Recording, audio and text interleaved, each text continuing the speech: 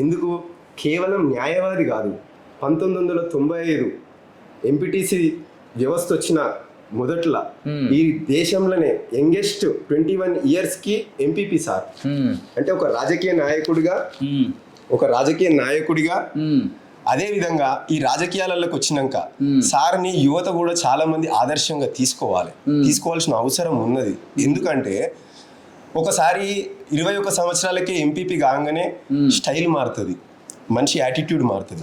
కానీ సార్ ఈ ప్రజలకి ఇంకా ఏ విధంగా మనం బెటర్గా సర్వీస్ చేయగలుగుతాం అని ఆలోచన చేసి ఎంపీపీగా ఉండి లా చదివి పాస్ అయ్యి ఈరోజు ఒక్కసారి ఎంపీపీ కాదు, జెడ్పీటీసీగా పనిచేసిరు, 2 సార్లు ఎంపీపీగా పనిచేసిరు.